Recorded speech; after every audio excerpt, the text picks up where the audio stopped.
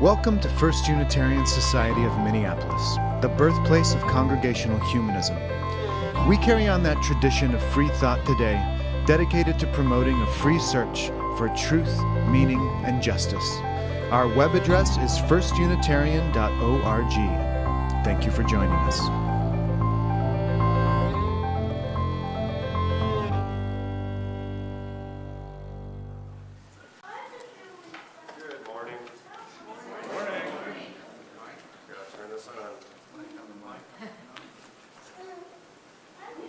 Hey! It's working. Okay. Good morning. Thank you. I think maybe it's. Let's see. We'll try one more time. Then I'll come over there. It's on. It's on. It's off. It's okay. Okay. There we go. It's out of batteries. That's what happened. So, thank you. Sorry for the little technical difficulty there. My name is Mike Fostich. I'm the music director here at First Unitarian Society, and we're very happy that you are here with us this morning.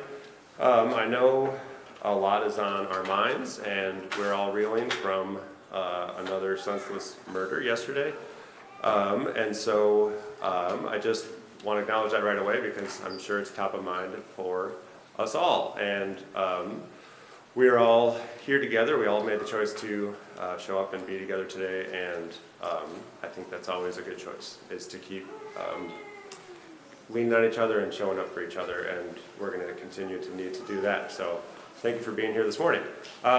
This Sunday is also an intergenerational Sunday. So in terms of the music for this morning, I decided to do some selections from the Studio Ghibli collection, which is music from the films of Miyazaki, who's a Japanese filmmaker, and his composer, Joe Hisaishi, is somebody who I think just really captures this beautiful sense of innocence and beauty. Oh, hey, there's something in the audience. Okay, yeah, there it is. Okay. I didn't know where that was coming from. But I think it's just kind of timeless and music that he's able to, Miyazaki's movies captures I think how children see the world in a way that's really difficult to do, which is, there's this wonderment and beauty, and it's a refreshing take on the world. So I'm going to be playing a few selections from his films today, starting with a piece from Kiki's Delivery Service, and ending with a piece from My Neighbor Totoro, and in between we'll do some other congregational singing. And thank you again for being here this morning.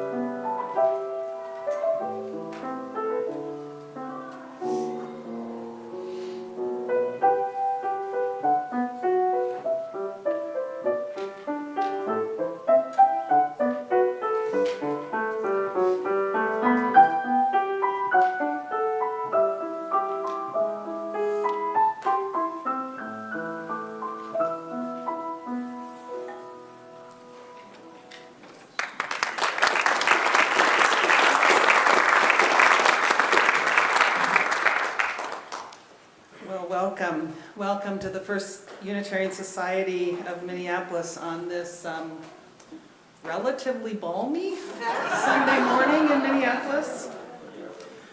This day that we are holding the dual realities of a brutal authoritarian presence right here among us, alongside being surrounded by this immense outpouring of love and compassion, determination that we've showed together.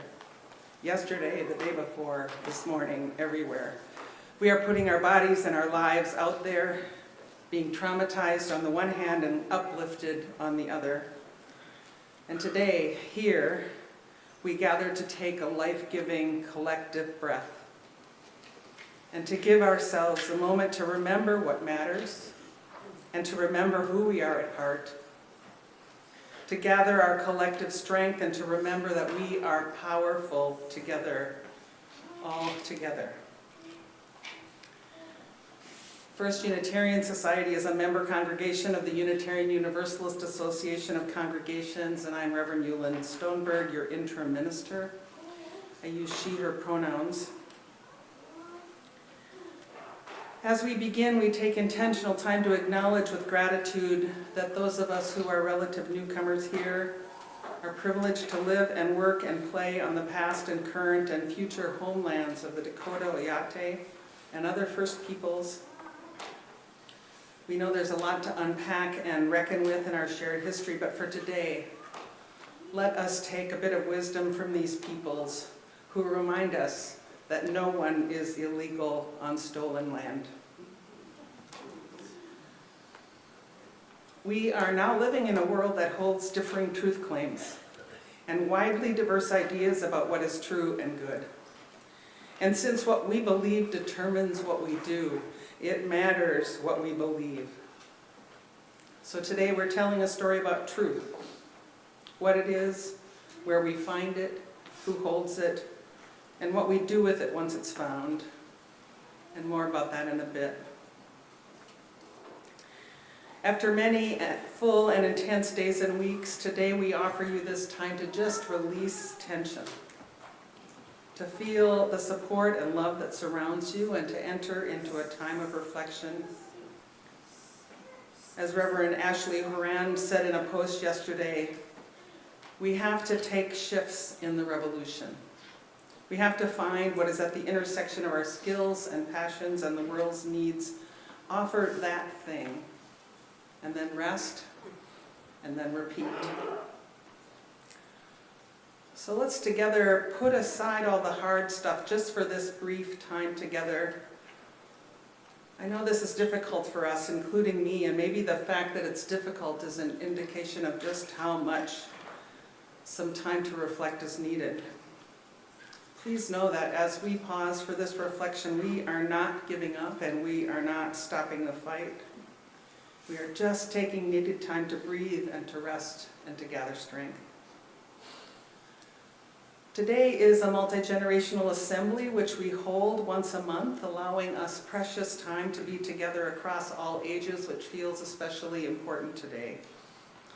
And so today's assembly will center a story, the story of Old Turtle and the Broken Truth. As always, there's dedicated space for families and kids back near the sound booth, and childcare is available for the littles if you so choose down the hall to the left as you exit this space. But everyone and all sounds and movement is welcome here in this space. If you are here for the first time, well, I imagine that you're here because you felt a need to be in community. And you're invited to join us for our weekly mini meal in the lower assembly hall after the service. If you want to get on our list to get regular email updates, just stop by the office and sign up to do that. And feel free, please, to join us anytime in whatever ways work for you. I know there are lots of folks with us online this morning, as they are every week. Maybe potentially today a higher number because of the cold. But please just take a moment to wrap them in the circle of your heart. Give them a wave. They're behind that camera over there. And I now invite you to turn to one another in greeting, especially reaching out to someone you don't know yet, There'll be a QR code on the screen to access an order of service. And today we're not using the songbooks, so you don't need to pick one up. So say hello. Welcome, everyone.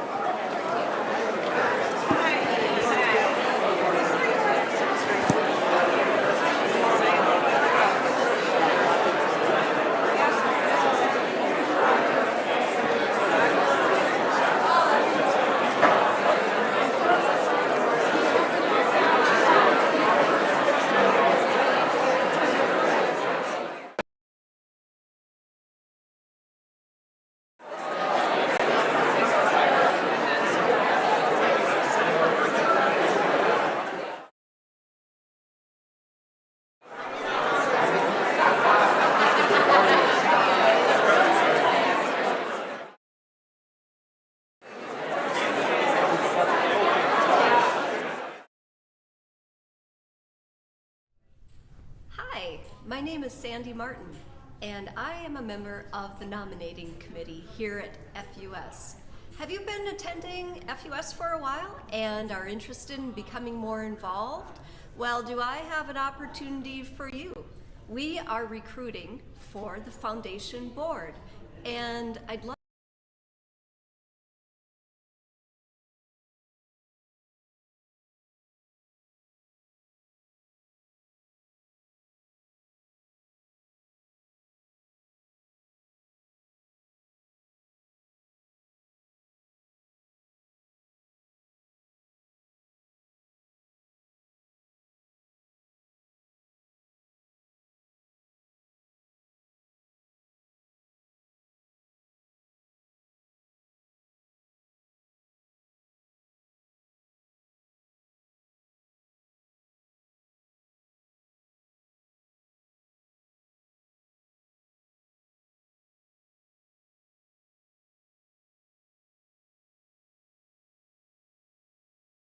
which I know is a truly lived reality for many here in Minneapolis right now. Our opening words by Michelle Collins speak to this. They speak to us, who are right now the bearers of hope and resistance. Welcome to this place, a place where hope can be nourished. In a world that profits from despair, our gathering is a declaration of faith. We declare that joy still rises, that kindness still matters, that hope is not dead, and we come to remember that we are not alone.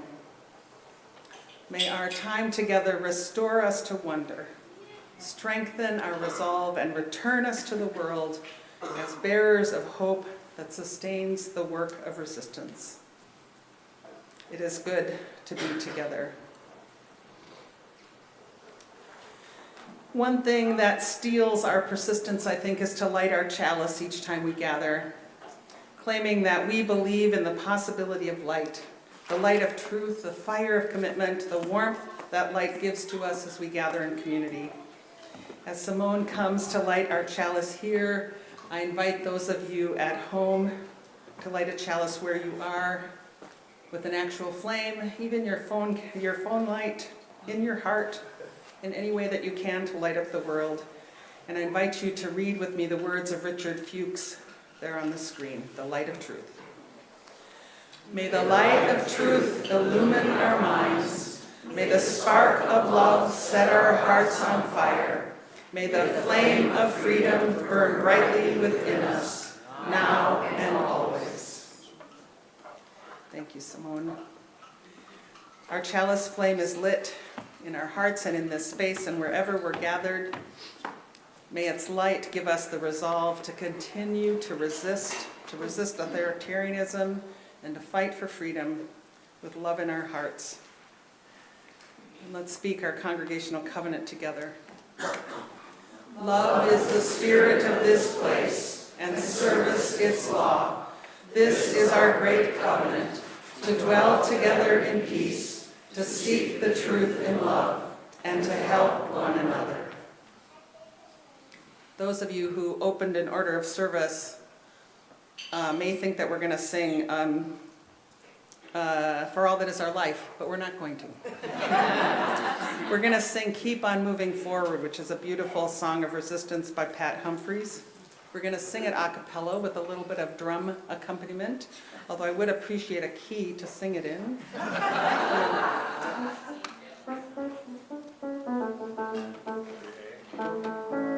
Okay. So we'll start slow and then we'll pick it up. And it goes like this. Gonna keep on moving forward.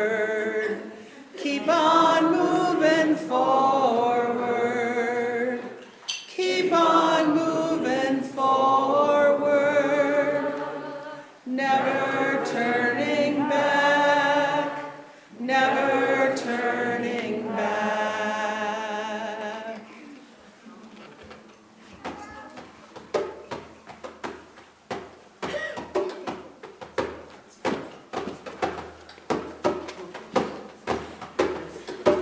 Gonna keep on singing loudly. Keep on singing loudly. Keep on singing loudly. Never turning back. Never turning back. Keep on loving boldly. Keep on loving boldly. Keep on loving boldly.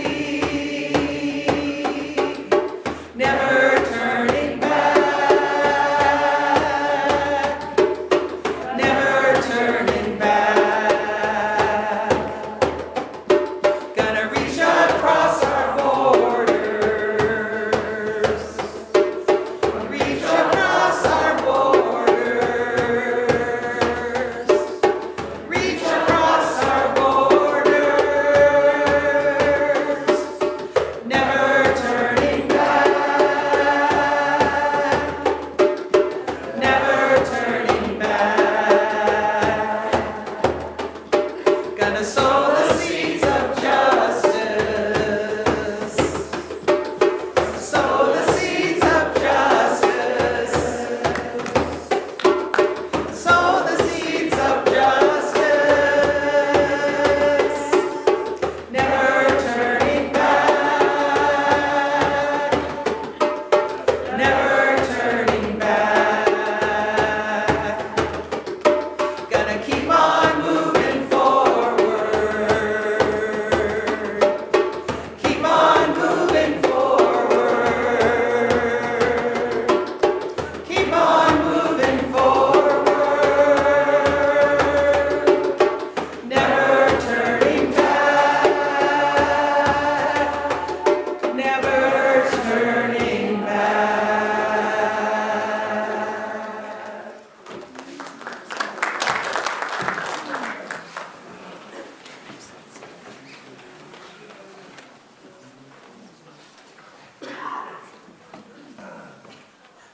Have the loud mic on today, so testing. Oh, it's working, yay. Okay. I've always been up here while holding a mic. I don't know what to do with my hands. Hello, everybody. Good morning.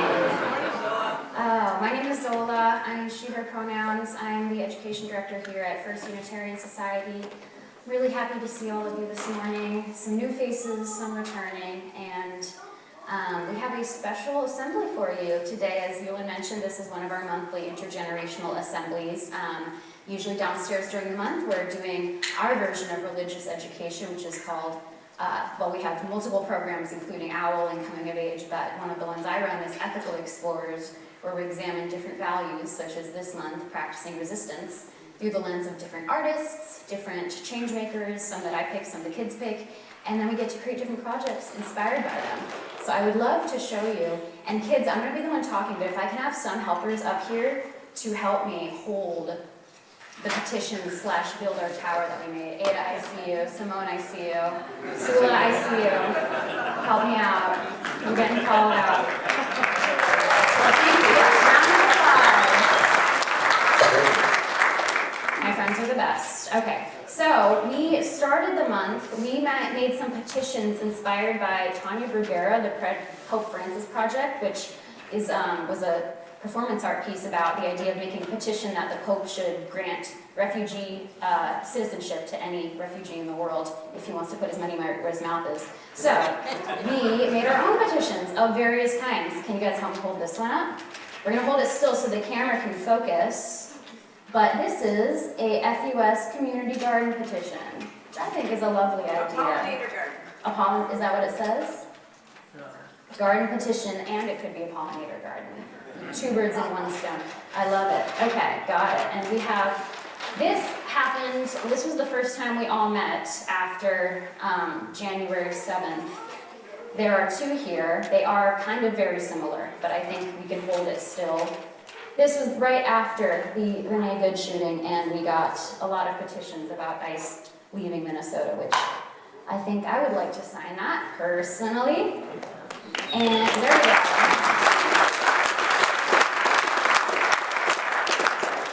I was a big fan of this one. And then this is, here we can drop this one. This one was a similar flavor, a little more emphatic in different ways. But what does it say? Help stop ICE, stop ICE. We start the change makers young here at FUS. We're working on it. Thank you guys. And now, my friends, I'm going to go these. Oh, oopsies. Some of them are folded in on each other. Let's put together our tower. So, we also, yes, now we're going to stack them up however we like, and then see if we can have them facing. If we want to have them facing the audience, so then maybe the camera can zoom in a little bit. But one other thing we did is if you've ever heard of peace poles, they can be structures around that say, may peace prevail on earth in different languages. The largest one in the world is in Minneapolis. And so we kind of created our own, but we called it Towers of Resistance. And you can see here some of what we have. We wanted it to be small model of what could be built in a large scale. Do you guys want to step back so people on this side can see? So you'll notice there's a peace sign here. On this one, it says, "We help us," which I thought was a very humanist sentiment. All these butterflies. There's a flame with hearts exploding out of it. We have peace signs. Which ones? I already said the peace sign, but there's 2 peace sign ones. I'll give you a pass for that. There we go. I wanted to show you guys some of the amazing stuff we've been working on. And we only had 2 sessions this month, but I thought they were very productive, and I'm excited for February. We're going to have a whole month. We're actually having Northern Play Center come in to do teaching artists talking about our next theme, which is embodying resilience, which also feels relevant during this time. So, thank you very much, kids. We're going to pack these up and put them back in the box. You ready for this? Thank you, my helpers. Thank you very much.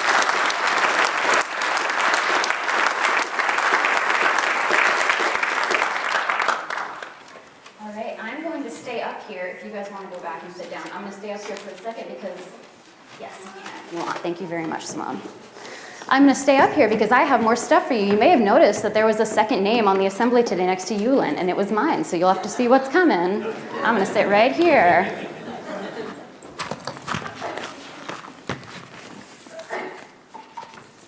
How are we going?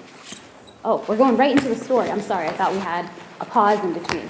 So, the suspense was very brief for you all. I will tell you exactly what is coming up next. Oh. If the mic doesn't want to fall off, I was saying I won't keep you in suspense too much longer because here we all are. So Jullan alluded to, is this on? We good? Okay. Jullan alluded to this idea of a broken truth, and there's a story that we have today that is called Old Turtle in the Broken Truth. So I have 2 readers that are going to help me out with this. My 2 readers, would you like to join us up here? I see one, I see the other.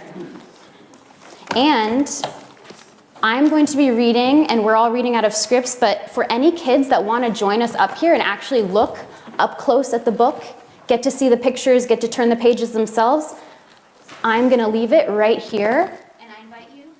Oh, Ada, I see you. I invite you to come on up. Every time I lean over, it stops working. I invite you to come on up and hang out with us while we read. Any kids are welcome. We have the book in person right here because otherwise the pictures are big and far away. Come on up, hang out with us.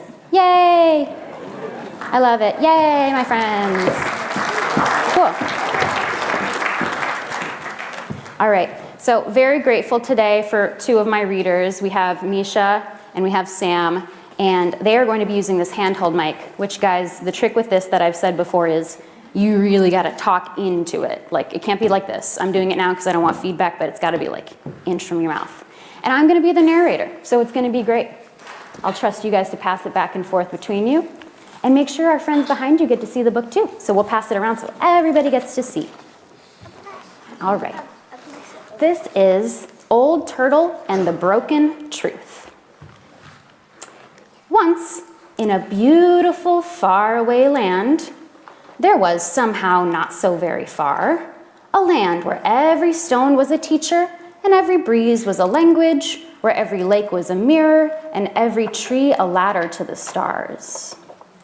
And into this far and lovely land there fell a truth.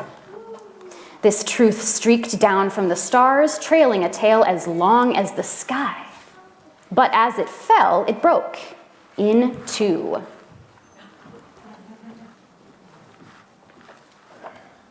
In the morning, Crow found the fallen piece.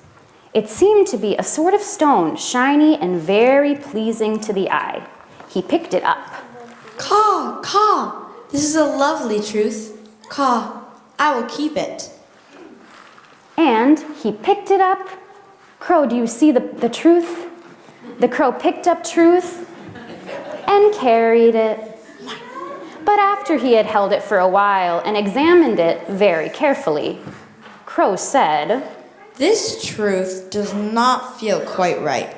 A part of it is missing. I'll go look for a whole one. He flew off and dropped it back on the ground. Other creatures who liked shiny things soon noticed the truth as well. Fox, coyote, raccoon, each picked it up and carried it for a while.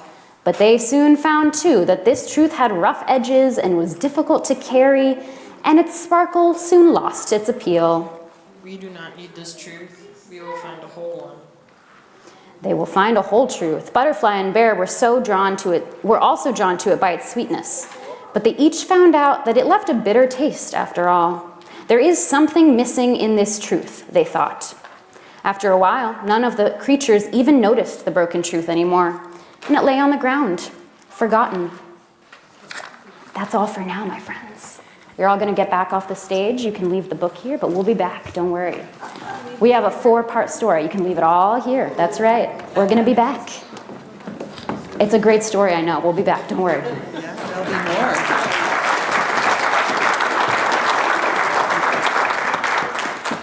So this story begins in the way that other ancient tales begin, with something really important getting lost or being broken, leaving all the people to be faced with how to deal with it. And I think we have wondered for time immemorial if what we hold and understand to be true is a full truth or only a partial one. You know, some have embraced this uncertainty and they've left it in the hands of an omniscient being. Some have walked away from the partial truth and named it as broken and irreparable, even evil sometimes in its incompleteness. Still others have clung to partial truths as a one and only truth, the one bit of assurance they can find while closing their eyes and their hearts to deeper understanding. And so we wonder, can real truth, whole truth be found? How will we know when we find it? Is a broken truth worth holding while continuing to search for what is still unknown? We're going to return to this story in just a bit.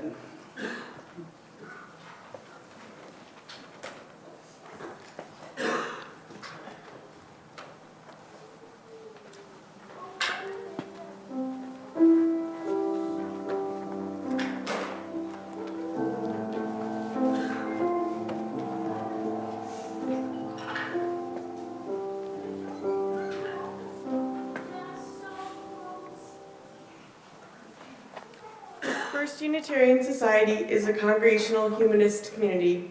We are here for each other, our neighbors, and our planet, and one manifestation of that is our caring team. My name is Claire Nyquist, and I am a member of that team. If at any time there is something happening in your life that you'd like to share with the care team or with this community, or if you need some support or would like a visit, please call the FUS office, send a note to joysandconcerns@firstunitarian.org, or click on the link provided in the Friday Update newsletter. We need one another. The family of Mary Wabel shared with us that she died very peacefully this past Monday. Mary has been a member at FUS for over 10 years, and a celebration of her life will be held on Saturday, February 28th at 11 a.m. here at FUS. We'll share more details as they become available. We offer gratitude for the hundreds of interfaith clergy from around the country who came to Minneapolis this weekend in solidarity, and to the UU congregation.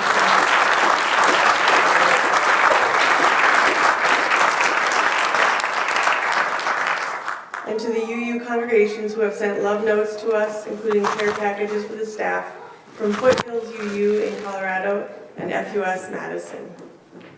Their presence in body and spirit is a source of both comfort and strength. Let us hold in our hearts those who already struggle with depression or anxiety, as these troubled times perhaps cause them even deeper dis-ease. We hold in our hearts all of First Unitarian Society's immigrant members and friends. And we grieve for this city, this state, and this country. We grieve for the family and friends of Alex Jeffrey Preddy, an intensive care nurse, the man killed by federal agents yesterday. We are sharing a collective grief and fear, which means that all of us need extra support and affirmation. Last night, Marcelo Garza sent what he called a small joy, telling us that they found some joy in the warmth and the aroma of a fire. Let's take some quiet time together to breathe, to connect with our shared humanity, and to send out love to those around us. To feel the solid earth beneath us, and to remember that we are not alone. Breathe in, breathe out.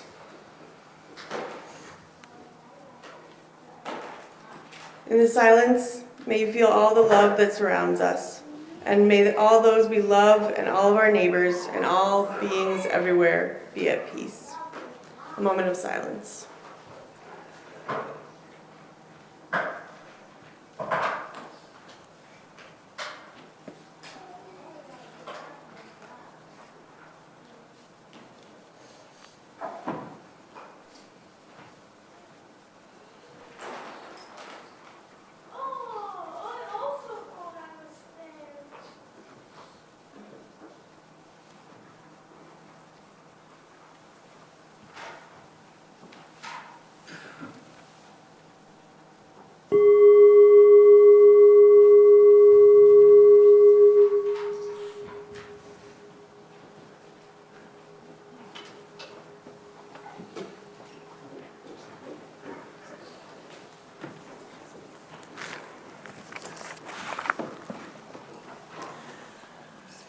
This may be a new song for many of you, so we're going to sing it through twice. You can remain seated.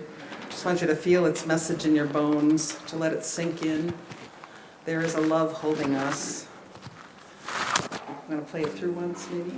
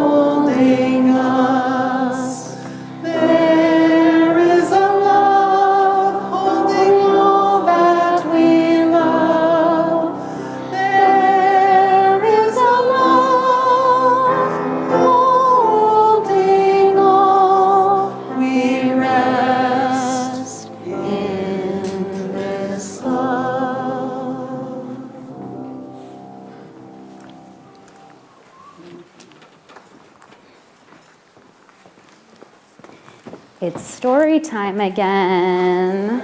Will my friends please come back? Yay, I missed you. Oh, Sam's coming. Everybody's coming. All right, my friends, we are going to pick up at part 2. If you forgot, none of the creatures had noticed that broken truth. They left it behind. They didn't think it was that special. But we're going to learn more.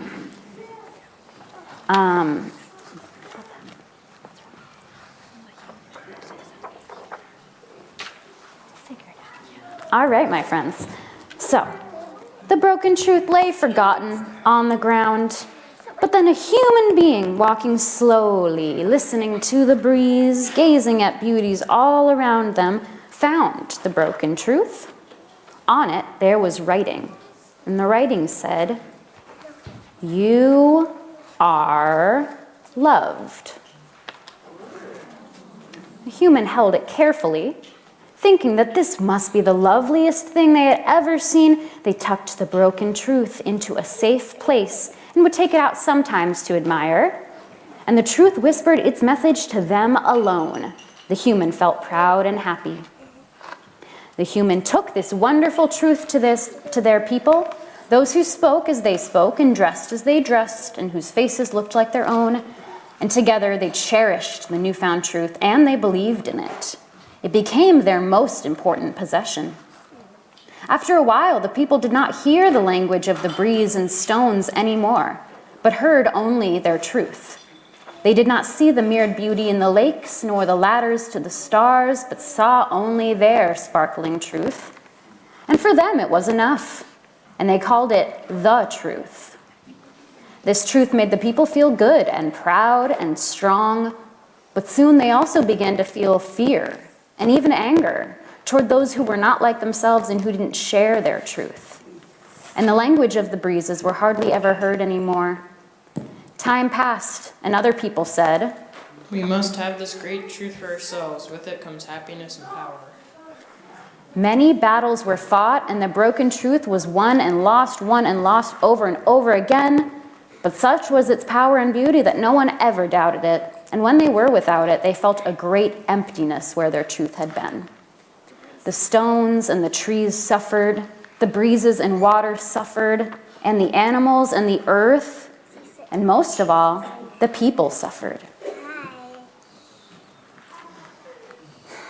Finally, the animals went to Old Turtle, who was as ancient and wise as the mountains and seas themselves. Crow and fox went, coyote went, raccoon, butterfly, bear, and many others all went to see Old Turtle. Caw, caw. This truth that the people quarrel over, we have it held ourselves. It is broken and does not work. Please, tell this to the people.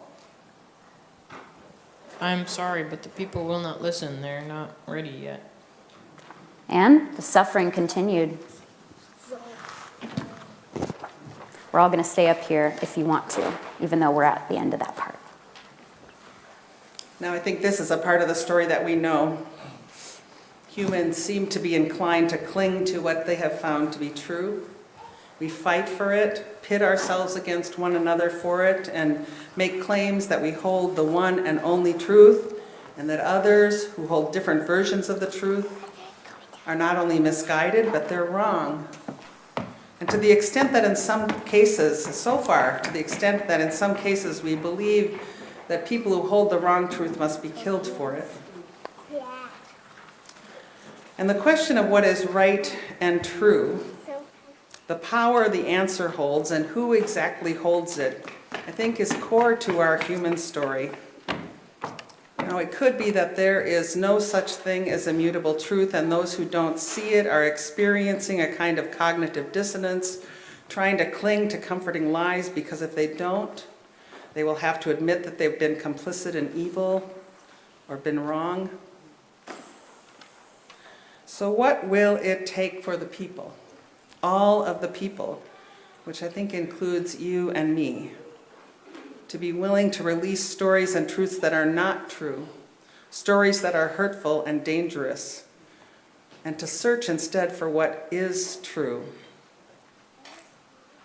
And I wonder what happened for the animals in this story to see what was happening and to choose to go to Old Turtle in search of an answer.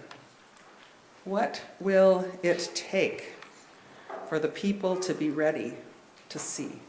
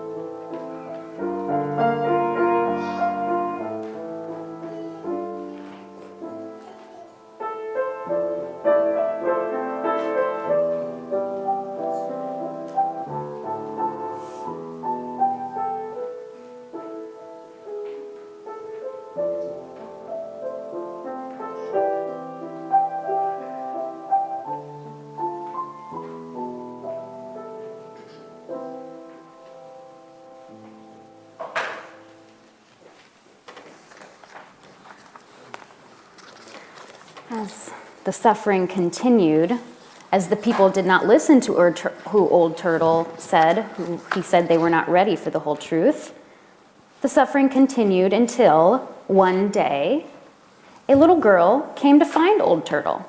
She had traveled very far. She had crossed the mountains of imagining and the river of wondering why, and had found her way through the forest of finding out. Finally, she came to a great hill in the very center of the world.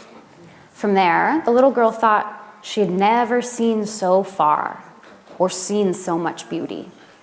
But when she saw Old Turtle, she could hardly speak. She simply looked with eyes full of wonder. Why have you come so far to find me, little one? Why has she come so far to find him? The old turtle's voice rumbled like faraway thunder, yet was as soft as the breeze through a caterpillar's whiskers. I wanted to ask a question. Where I live, the earth is sore, and people are suffering. Battles are fought over and over again. People say that it's always been this way and will never change. Can it change, Old Turtle? Can we please make it change? The world that you describe is not that has always been. The world hadn't always been this way. Old Turtle told of how the people had found the broken truth and the suffering that it had caused. It is because it is so very close to being a great whole of truth that it has such beauty. It is the lost portion of the broken truth that the people need if the world is to be made whole again. But where's the missing piece?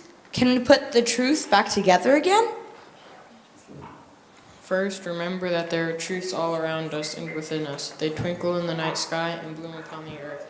They fall upon us every day. The people clutching their one truth forget that it is just one part of all the small and lovely truths of life.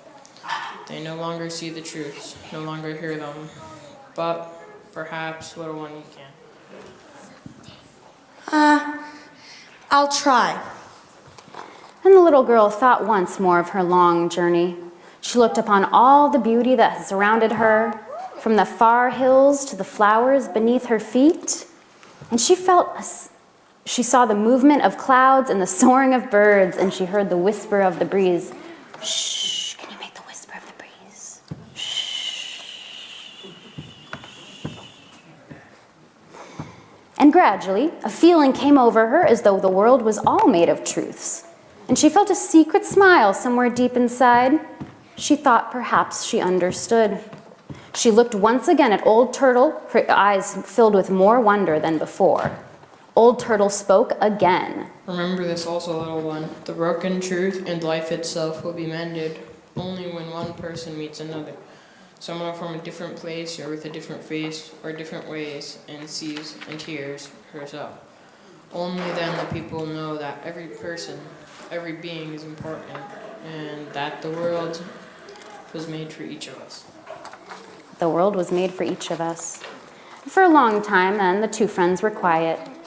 In her heart, the little girl thought she could see the other people in other beautiful lands, people with their own ways, their own truths, people different from her own, but still somehow people. Finally, the little girl asked one more question. Old Turtle, how will the people learn these things? Hold the mic right up to your nose. By seeking out those small and simple truths all around them, by listening once more to the languages of the breezes, by learning lessons from the stones and animals and trees and stars, even from turtles and little girl. Now, little one, it's time for you to go. Return to your people and tell them what you have seen and learned, and to help them mend their broken truth. Take this with you. It was time, by listening once more to all those old languages they had forgotten, to mend the broken truth. That's what Old Turtle said, and she placed something in the little girl's hand. And he said, "I've saved it for a very long time for someone just like you." The little girl looked at what Old Turtle had given her. It was a beautiful, mysterious stone. It made her feel good just to hold it. She squeezed it tightly, then tucked it away for her journey. Thank you, Old Turtle. And the little girl hugged her dear friend's great leathery neck all the way across all of the children in front of them. And then she started home. And all my friends left the stage for now, and they'll come back for our final part.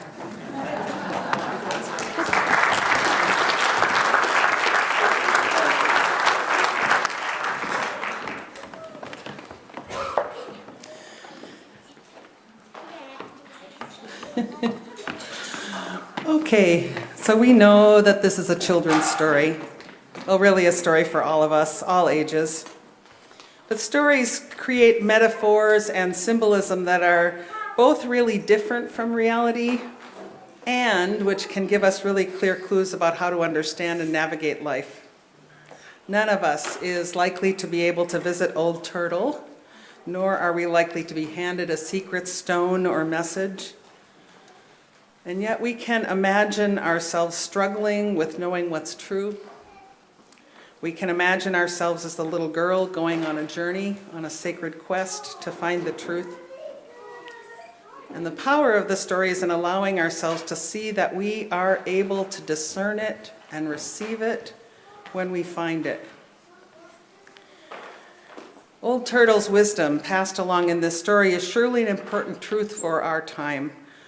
Old Turtle says that the broken truth and life itself will be mended only when one person meets another, someone from a different place or with a different face or with different ways, and sees and hears themselves. Only then will the people know that every person, every being is important, and that the world was made for each of us. And so what message do we take from the story today? Well, the end of the story is still to come. And in the meantime, let's sing again. We're going to sing another Pat Humphrey song. This one is Swimming to the Other Side. And while you've maybe sung it before, allow yourself some grace as you find its pattern and rhythm, and just join in as you can. It tells of how we're in it together, come what may, because that is true. So please rise in body and or spirit to sing. Oh, wait a minute. I'm just saying to the microphone that I'm hearing from the sound booth that there's some problem. For the slides? Okay. Okay. I guess we'll just listen to the tune. How about we listen to the tune? And sway along.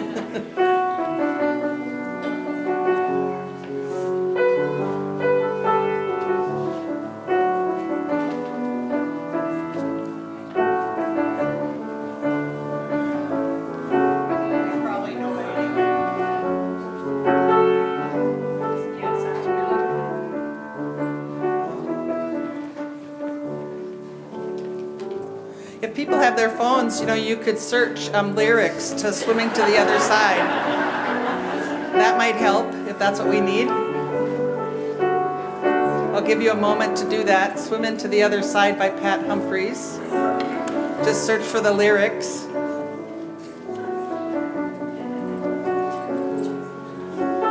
It's not in our songbook, so that doesn't help us. How are you doing? You getting there? So let's go ahead and go ahead.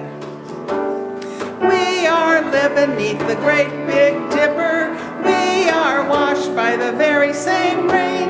We are swimming in the stream together, some in power and some in pain. We can worship this ground we walk on, cherishing the beings that we live beside. Loving spirits will live forever. We're all swimming to the other side. I am alone and I am searching, hungering for answers in my time. I am balanced at the brink of wisdom. I'm impatient to receive a sign. I move forward with my senses open. Imperfection, it be my crime. In humility I will listen. We're all swimming to the other side. We are living neath the great Big Dipper. We are washed by the very same rain. We are swimming in the stream together, some in power and some in pain. We can worship this ground we walk on, cherishing the beings that we live beside. Loving spirits will live forever. We're all swimming to the other side. On this journey through thoughts and feelings, finding intuition, my head, my heart, I am gathering the tools together. I'm preparing to do my part. All of those who have come before me, band together and be my guide. Loving lessons I will follow. We're all swimming to the other side. We are living neath the great Big Dipper. We are washed by the very same rain. We are swimming in the stream together, some in power and some in pain. We can worship this ground we walk on, cherishing the beings that we live beside. Loving spirits will live forever. We're all swimming to the other side. When we get there, we'll discover all of the gifts we've been given to share have been with us since life's beginning, and we never noticed they were there. We can balance at the brink of wisdom, never recognizing that we've arrived. Loving spirits will live together. We're all swimming to the other side. We are living neath the great Big Dipper. We are washed by the very same rain. We are swimming in the stream together, some in power and some in pain. We can worship this ground we walk on, cherishing the beings that we live beside. Spirits will live forever. We're all swimming to the other side.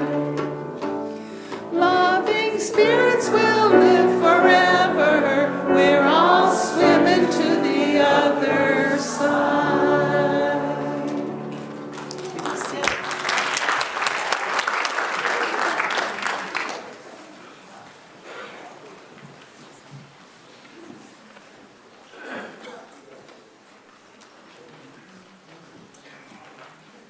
Hello, everyone. My name is Joyce Riedessel. My pronouns are she, her, and I am on the board of the Foundation of First Unitarian Society.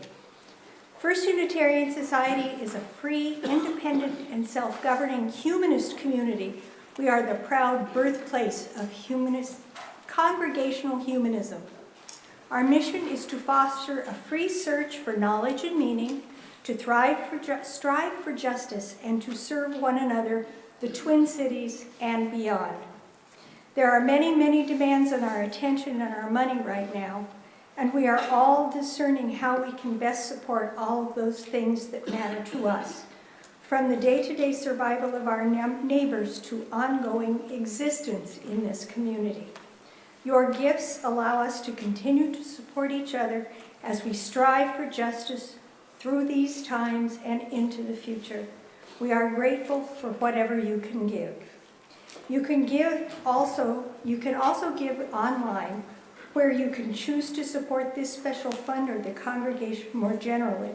The QR code on the screen will take you to our online giving form, or you can go to our website, firstunitarian.org, and designate how you'd like your donation credited. You may also stop by the office or mail in your donation. As the baskets are passed, we invite you to give generously and joyfully as you are willing and able. Thank you.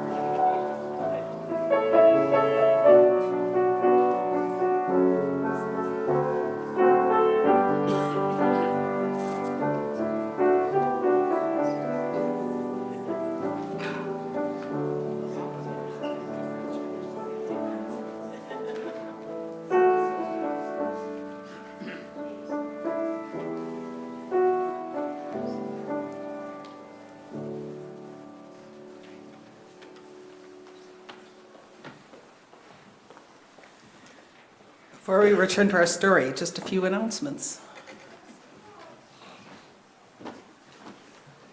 Hi, my name's Julie Stewart. I use she, her pronouns, and I chair your nominating committee, among other things. We've just begun recruiting for several leadership positions on our Board of Trustees and our Foundation Board. Beginning today and through the month of February, you'll see us at our table outside the Upper Assembly Hall before Assembly and down in the Lower Assembly Hall during mini-meal. If you think you might be interested in one of these positions, please come talk to us. We're also interested in your suggestions about others here who might be good candidates. And for all you new members out there, this is a great way to meet people and deepen your connection to FUS. And I'll also mention that these boards both require typically a meeting a month and then maybe an additional couple hours of work depending on what projects are afoot. So the time commitment is not huge for the most part. Besides myself, the members of the nominating committee are Sheila Callender, Caden Colton, Martha Hardesty, Jackie Haviland, George Hutchinson, and Sandy Martin. Look for one of us before or after assembly. And now here's Sandy visiting a foundation. Hi, my name is Sandy Martin, and I am a member of the nominating committee here at FUS. Have you been attending FUS for a while and are interested in becoming more involved? Well, do I have an opportunity for you? We are recruiting for the foundation board, and I'd love it if you would join me and stop in on a foundation board meeting. Come on. You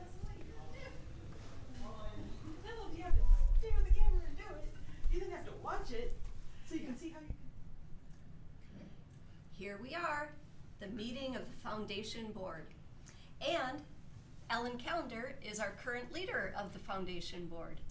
Hey, Ellen. Hi, Sandy. Why don't you tell us a little bit about what the Foundation Board does? While the FUS Board of Trustees manages the society budget on an annual basis, the Foundation Board manages the long-term assets of our society and provides a wide range of financial grants for both budgetary and special projects. We oversee the investment and allocation of our funds, and we invite both internal and external organizations to request the funds for specific purposes. These might be as big as capital programs for our building, more modest ones like our music programs, religious enhancement, education, and even social justice initiatives on a wide range. Well, I would love to know what each of you have enjoyed about being on the Foundation Board. Hi, I'm Wayne, and I joined because it was a way to help ensure FUS's future. The Foundation provides financial stability and flexibility to meet the ever-changing needs of the congregation. I'm Barb Lutz, and I really became interested in the Foundation Board because of the financial aspect. I was treasurer of the Board of Trustees for a number of years, and I didn't really know what the board of the Foundation Board did. And so that's one of the reasons I want to promote the Foundation Board. I wanted to make sure people knew what we were doing and to help preserve the future, the financial future of FUS. I'm Phoebe, and I enjoy being on the Foundation Board for the opportunity to contribute to our congregational commitments to social justice. Hi, I'm Becca Justiniano, and I joined the Foundation Board actually to meet people. It sounds funny, but I got a chance here to meet people and talk to people that I never would have had a chance to downstairs in the social hour, just because I wouldn't have. But here I get to talk to a whole bunch of different people, and not just the people on the board, but the people asking for funds as well. So when the religious education director needs money to take the kids to Boston, they come to us. When they need chairs for the main assembly hall, they come to us, and we get to talk to a lot of different people. I've met so many people just by being on here, and it's so fun, and so many of them are so nice. It's great. Thank you, everyone, for sharing your thoughts and experience with us today. And if you are interested in joining the Foundation Board, please do fill out an application. You can find that on the FUS website. Download it and fill it out and send it in. Thank you for taking the time, and we hope to see you here on the Foundation Board.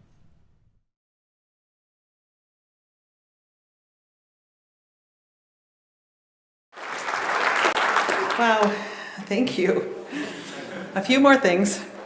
A special email went out earlier this week informing you of actions that had happened that just have happened now over the last several days.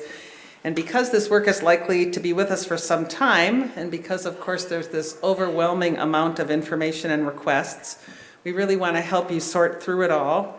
We've created a web page on our website that gives you specific ways to resist, act, and provide mutual aid, ways that perhaps best match what FUS might have to offer. And this mutual aid page is available through a link that's going to be in the Friday update each week. And just note that page isn't findable right now on the website. You actually need the link to access it. There's a board Q&A in the Chalice Room starting at 12:15 today, so join members of the FUS board to talk about whatever's on your mind or your visions for what FUS can be doing. And if this afternoon you're feeling like being with others and focusing on what's happening, please stay here at FUS after the mini meal and take part in a virtual workshop. It's Pramila, I always say this wrong, Pramila thank you. Every time I can't get it right. Anyway, it's her podcast. It's a special edition of the Resistance Lab, Stand for Good. And that's happening from 1 to 3 p.m. We can watch it together. It's going to be just in the Dietrich room across the hall here. I understand that Keith Ellison is taking part today, and so I expect it to be both really helpful and kind of on the ground informative. At this moment, I am planning to be away at a UU Ministers gathering tomorrow and returning on Friday.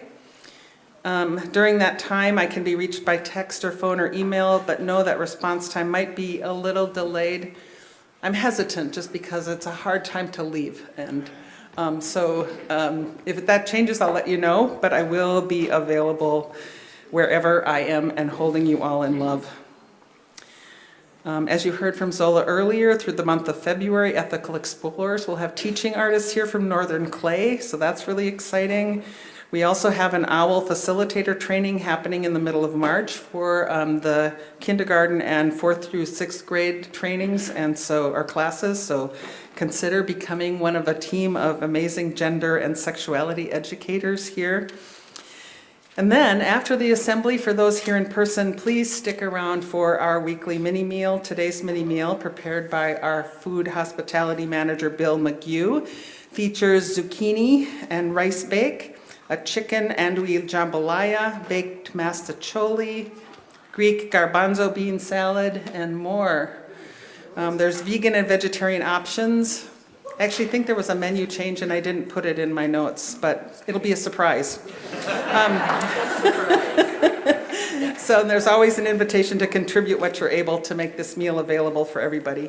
And if you're not here in person, we are holding you in our hearts, and I hope that the rest of the day offers you a bit of time for reflection and warmth and rest. I'm glad you spent some time with us today. So let's set all of this aside for later and return to the last bit of our story.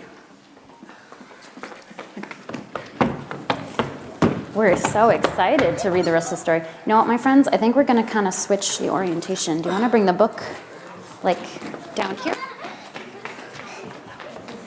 Okay, beautiful.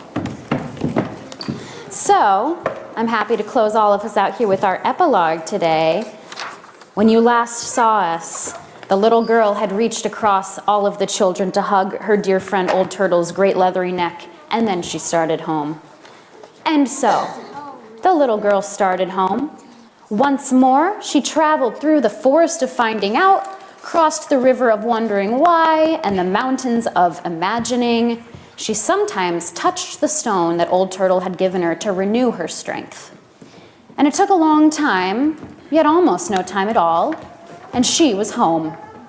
But it was a very long journey, and those who take great journeys of the heart are often changed. The people did not recognize her, and when she spoke, they did not understand. She told them of her journey, but the people could not follow her words. The little girl spoke of a world made of gentle and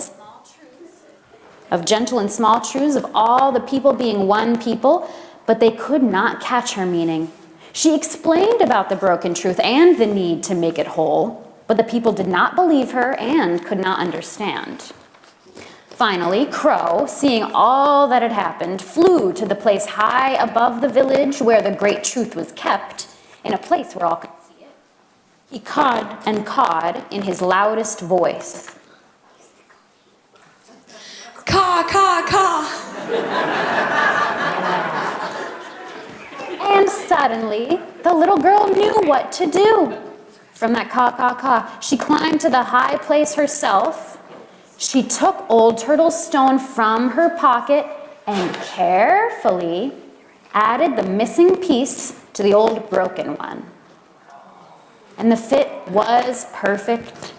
It said, the first piece, you are loved, and the second piece of that truth that made it whole was, and so are they. The people looked and looked and looked. Some frowned, some smiled, some even cried, some laughed. They began to understand. You are loved, and so are they. Time passed, and upon the beautiful land, the trees climbed like ladders to the stars. The waters shone like mirrors, and the people saw their beauty again. Tiny truths fell by day and night, gentle as the rain and snow, and the people found the truths and kept them in their hearts.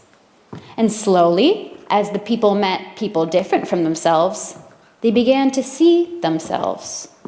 And far away, on a hill at the very center of the world, Old Turtle smiled. The end, and as always, really only the beginning.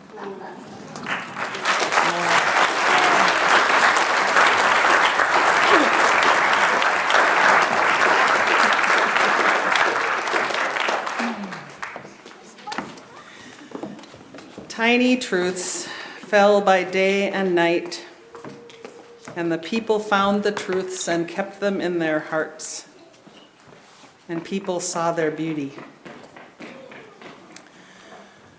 We have a lot of discerning to do, folks, between what is legal and what is moral, between what is necessary and what is optional, between what is truth and what are downright lies. I know it's overwhelming, and yet it is ours to do that discerning and then to act on what we believe to be true. In a poem called Our Real Work, Wendell Berry writes, "It may be that we no longer know what to do. It may be that when we no longer know what to do, we have come to our real work. And that when we no longer know which way to go, we have come to our real journey. The mind that is not baffled is not employed. The impeded stream is the one that sings." We are confused, I know, about which way to go, unsure about what to do, a bit unsure about what's true. And our real work, I think our real work is working through this, because this is our human journey. Our real work is claiming the truth that we are in this together, that none of us is free until all of us is free, that it is a lie to ever claim that someone else is unworthy because of their color or their citizenship. And as for me, I know this one thing to be true, and I will sing it and shout it out into the world until I'm blue in the face. Just as you are loved, so are they. So are they. And it's up to us to show that love. We get there together, or we never get there at all.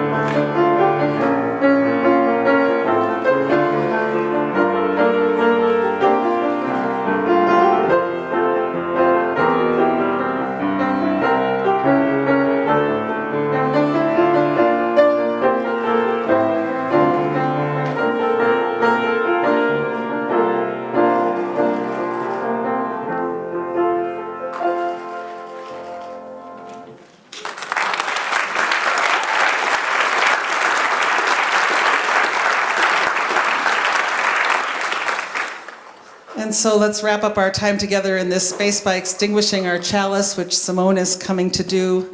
Please join me in speaking the words on the screen. We extinguish this flame, but not the light of truth, the warmth of community, or the fire of commitment, All of these we carry in our hearts and in our minds until we are together again. And we go out with these words from Tandy Rogers, remembering that we must push back against harm, against all those places where hate and fear reside, that we may make space for a new way of being, a new and dearly held truth. May your resistance be grounded in love. May you know when to rest and when to rise. May you remember that pushing back against harm is also a way of making space for beauty. Remember, you are loved, so are they. We get there together. May it always be so.